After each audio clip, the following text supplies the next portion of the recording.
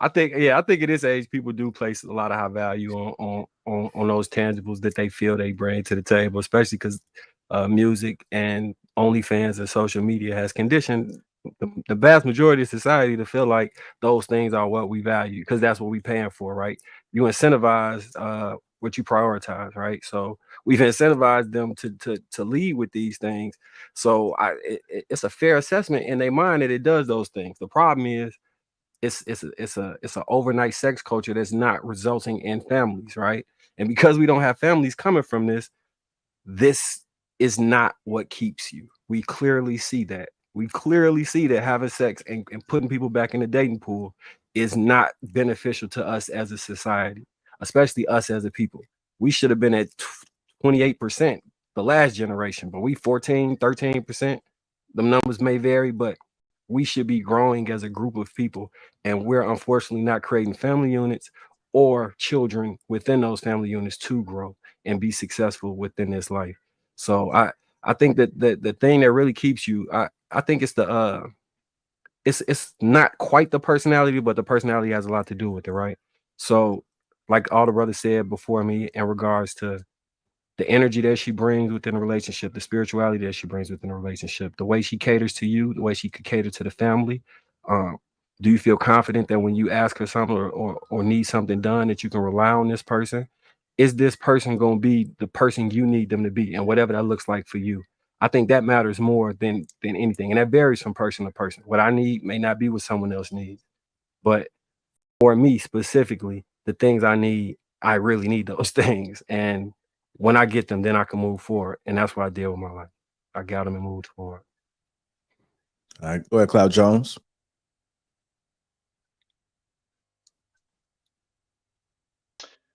I would say that in today's times, it's absolutely true that women think that their personality, their body, the vagina looks, all of that. They feel like that's the most important thing.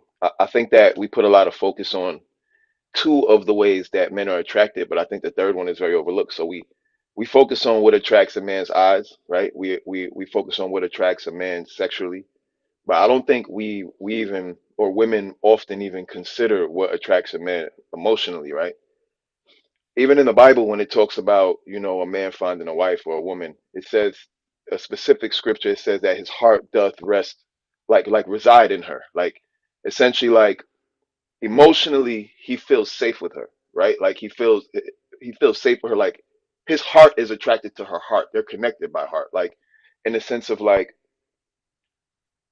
how do you make me feel? Can I trust you? Are you that safe space? Like you listen to old music, for example, and if you listen to how men used to sing about women, and that'll tell you exactly how a man wants to feel about a woman. Like dude said, "I've got sunshine on a cloudy day. When it's cold outside, I got the month of May." I mean, if you really look at how deep that is, I mean, that's what we want. We want you to be our sunshine on a rainy day. You know what I'm saying? We want you to fill our heart with joy. We want you to fill our heart with compassion. We want you to fill our heart with inspiration. And I think that a lot of time women seek the easiest way to inspire, which is like the physical, because a lot of them don't, at least in this generation, they don't have the depth to really get past the flesh and really seep into your heart and really, really get to the root of you and really touch you in a way that matters. Like a way that influences you emotionally in a way like, and I feel like men know when we feel that way, right? Like I feel like that moment when a woman does something for you or says something to you and you look at her and you looking at her and you're like, yo, I fuck with you. And it's different than you just liking her. You know what I'm saying? It's different than you just feeling her. It's like usually it's something she said or a gesture she showed that it just makes you feel that warmth in your heart and you're like, yo, I could let my guard down a little with this one. You know what I'm saying? I don't gotta be so stern and stoic.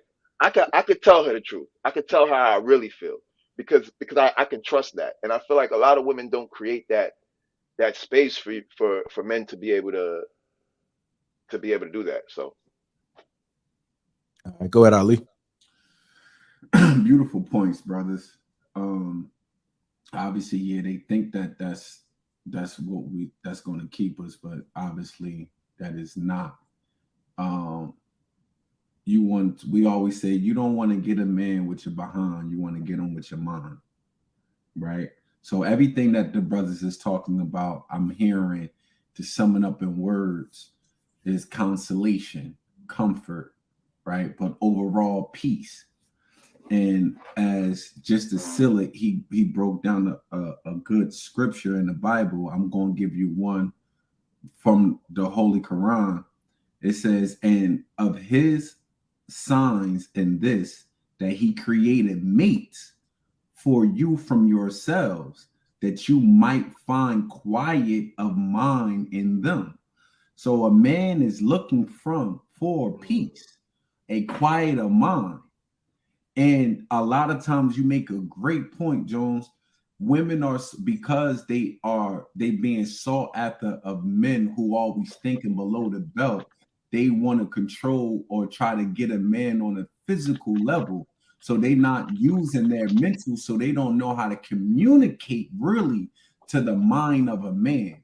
They only know how to communicate by having sex. And they thinking that sex and their looks is a way of trying to retain a man, and that's just not.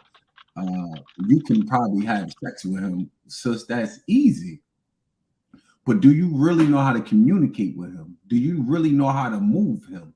And when I say move him, I'm not talking about in a negative way, but in a way that make him want to take on a responsibility of you, right? Do you know how to make him be at peace, or are you creating a space? In other words, are you creating heaven at home, or are you creating a space where he got to sit in his car 30 to 40 minutes before he walk inside, because he got to brace himself before, after having a long day at work, and then now he has to get in the right mindset just to deal with you? Or do you create that space at home in the quiet of mind or peace at home, that he rushes to get back home?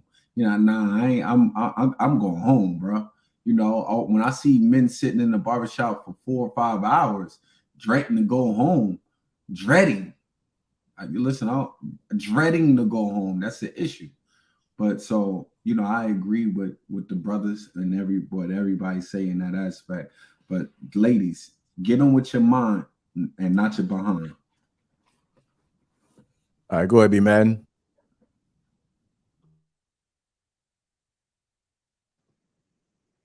Yeah, for sure. No, I agree with what you were saying, Ali. I'm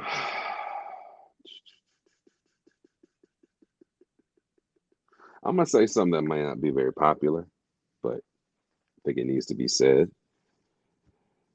I think a lot of women out here now are what the kids are calling now Delulu. They're delusional. You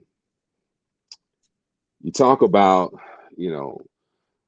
woman's looks, her sex game, personality, is special to men. That's real cool. It's cool. That's how you get a man's attention. That's how you get his attention. Now I'm looking, I'm paying attention to you. You got my attention now. So what else you got? I believe a lot of attractive women in today's society are not equipped to be in long-term relationships and are not equipped to be married by these men, period. I'm gonna say it again, the majority of the attractive women in today's society are not even equipped to be in long-term relationships or be married by these men today.